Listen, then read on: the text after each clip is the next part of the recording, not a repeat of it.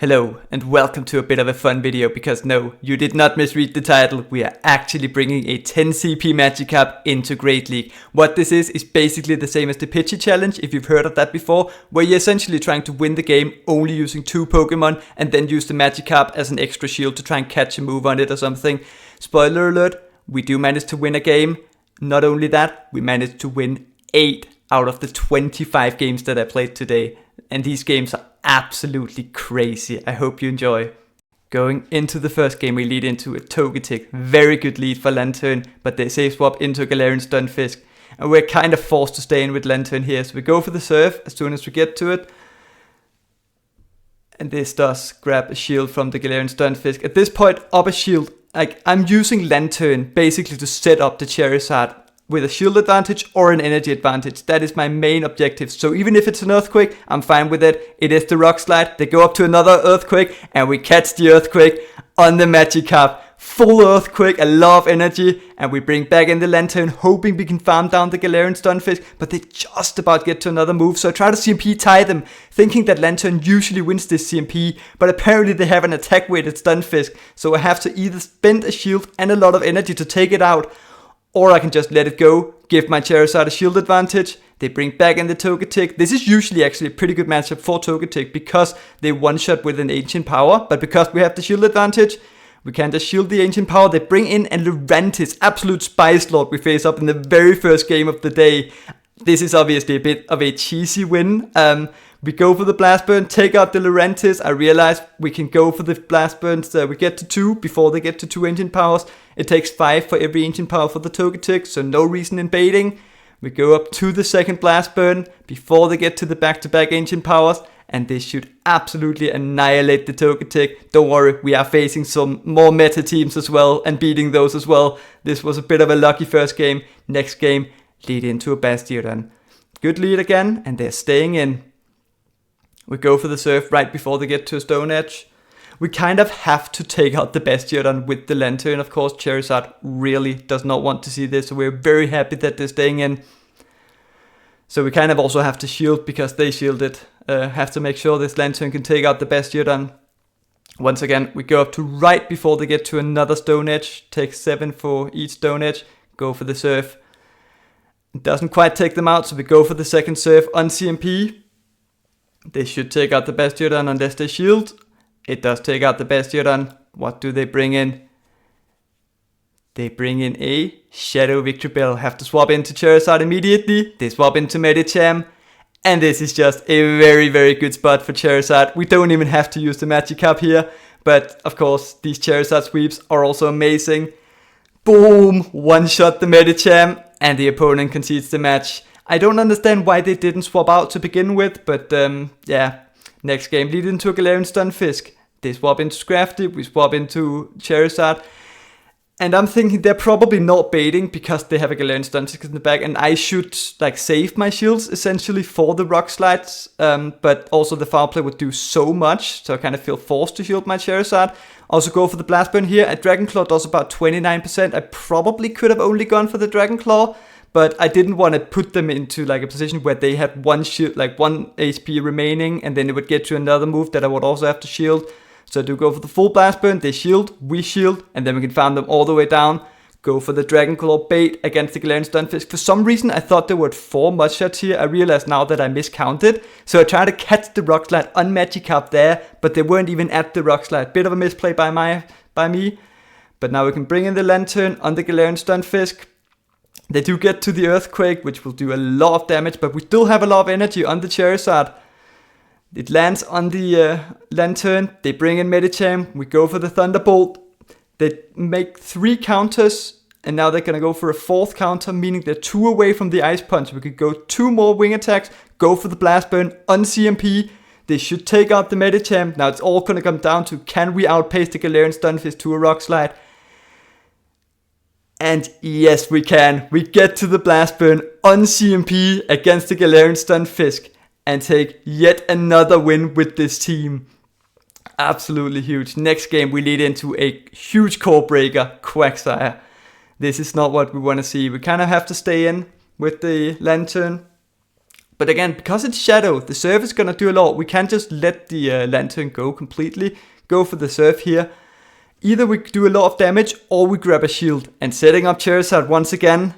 If you see my videos before, you know I love to set up Charizard for a sweep. So we're just gonna let the Lantern go. They're overfarmed by 3, meaning they're 3 away from the Stone Edge. Also, I'm up against like a regular leaderboarder here, someone that I'm facing on a regular basis. So I'm expecting them to overfarm. And I just had a feeling they were gonna throw the Stone Edge there. So we catch it on the Magikarp. It was only the Mud Bomb. And then they go for another Mud Bomb. This is only a Mud Bomb, so I decided to let it go, which in hindsight was probably a bit of a misplay, because it still does so much damage, and it puts my Charizard into a range where they really don't need a lot of fast move pressure in order to take out my Charizard now. They bring in a Noctowl, and these wing attacks are just chunking. They try to catch on a Registeel, but this is completely fine. I'm gonna undercharge this a little bit, because Blast Burn isn't quite enough to take out a Registeel, but I want as much farm on the Registeel as possible. We farm it all the way down before they get to a move. Go straight for the Blast Burn once again. But they shield it, and we can't get to another one. Very close game. I don't think a Blast Burn would have been quite enough, but that was actually the first set. We went 3-2 with a Magikarp in the first set of the day. Absolutely magical. Next game, lead into Medicham. I'm expecting them not to bait, because it's very rare that they bait. They usually go straight Psychic, but once again, I just want to save all 3 shields for my Charizard. Lantern also outpaces the Medicham just about 2 serves before the Medicham gets to a Psychic and an Ice Punch, so we can't get to the second serve. This will either bring the Medicham low or grab the shield. It grabs the shield, and they go for a move. A bit of a misplay by my opponent. They could have probably farmed me all the way down, but now they allow me to let the Lantern go, so now my switch timer is still up. Bring in the Charizard. They're 5 away from the Ice Punch, so we catch the Ice Punch on the Magikarp once again. I have been catching so many moves on Magikarp. It's actually ridiculous. Bring back in the Charizard. Farm down the Medicham. Now, what do they have in the back? They have a Noctowl. We go straight for the Blast Burn, but they catch it on a Lickitung. This is fine. We were still going to throw the Blast Burn on the Lickitung. Does massive damage to the Lickitung. I'm thinking we either go for the Blast Burn to try and knock this Lickitung out, or go for the Dragon Claw. By going for the Dragon Claw, they spend the shield. Perfect. If they don't, we put them into a range where we can farm them down afterwards by only expending 1 shield. But these licks are doing a lot of damage to Charizard. This is like one of the reasons why Charizard is so difficult to use this way. Fast move damage is very difficult to deal with. We go for the Dragon Claw bait. We do grab the shield, but we are 1 wing attack off the Blast Burn. And unfortunately, that is another loss. Can't win them all with this team, of course. Next game, lead into a Shadow, Charm, Alola, Ninetales. They go for a move after only 6 charms, meaning this is only a Weather Ball, and it's resisted. And Lantern can get to 2 serves after taking a Weather Ball and the charm damage. So we go for the serve, number 1. They should just about take out the Ninetales, so they do put up the shield. And we get to another serve, meaning they have to expend the second shield, or let the Alola Ninetales go. They do expend the second shield. Now we can let Lantern go, bring in the Charizard. They swap in Sableye, Shadow Sableye. They go for a foul play, and we catch it once again on the Magikarp. I feel so filthy catching all these moves. We can't really take a lot of fast move damage from the Sableye. These Shadow Claws are doing a lot, so we can't overfarm too much. Go for the Blast Burn, take out the Sableye. Now what do they bring in? They bring in a Politoed. It is a water type, but it's not doing a lot of fast move damage, which is the nice thing about this.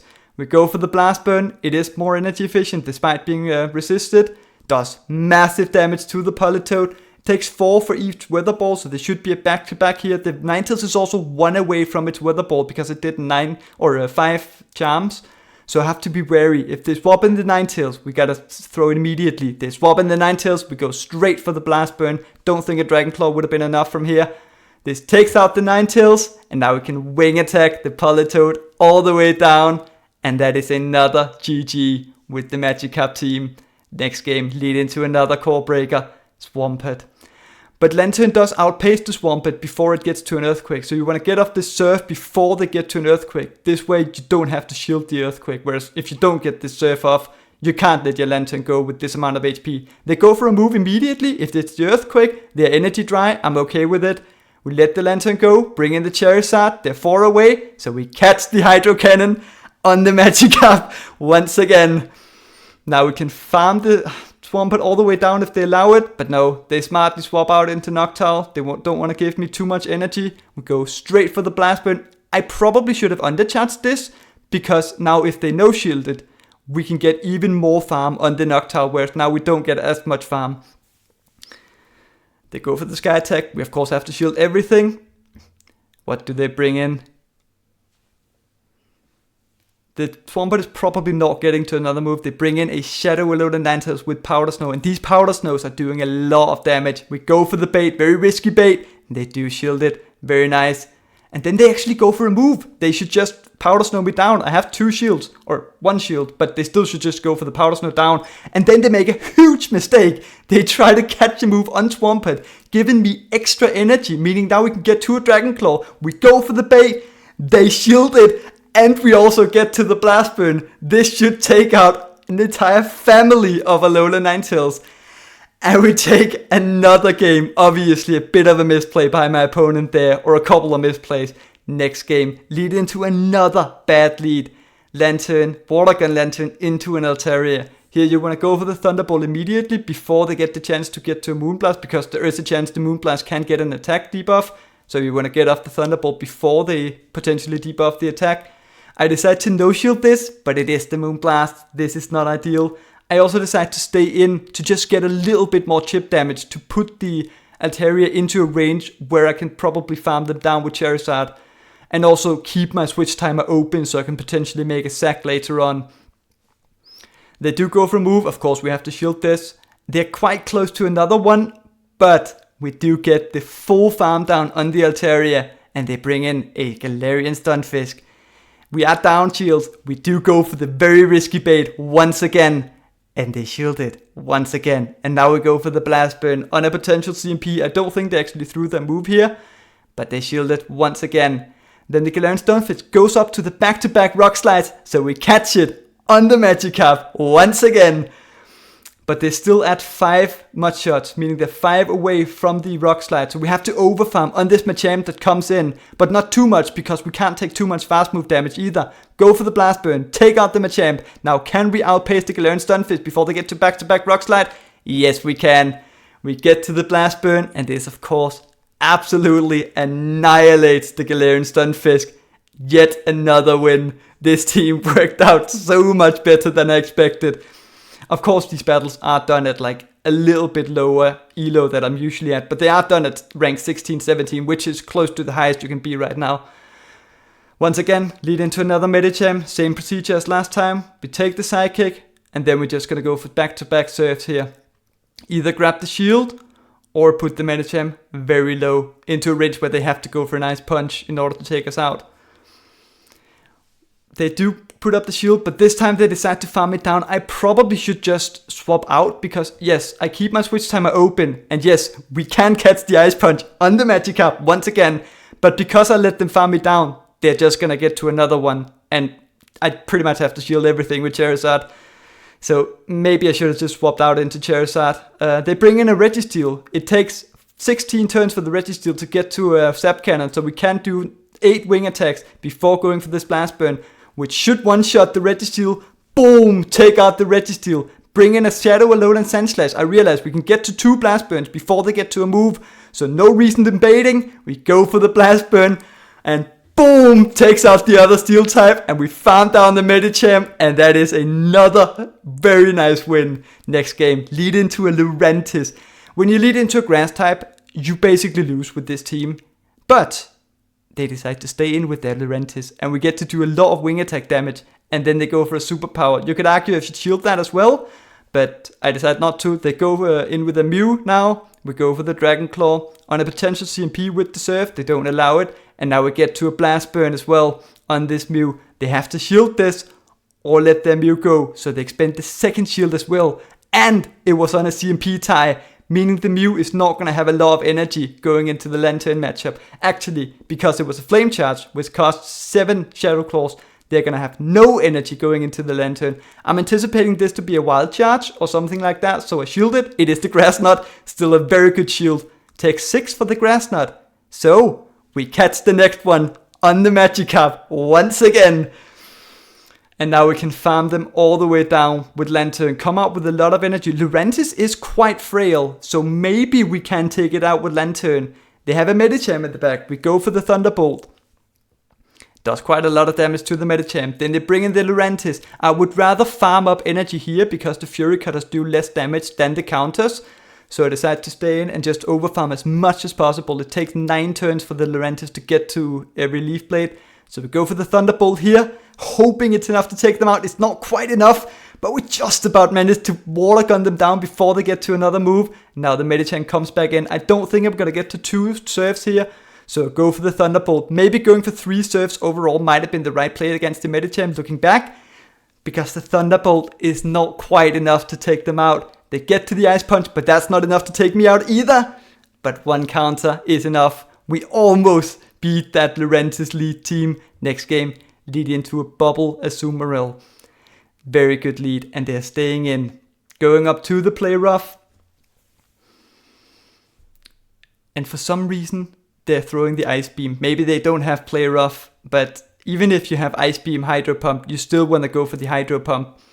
We go for the Thunderbolt. Does massive damage to the Azumarill. This is a very good spot. Then they go back up to the Play Rough, and for some reason they just baited me with an Ice Beam. I would not recommend doing this overall.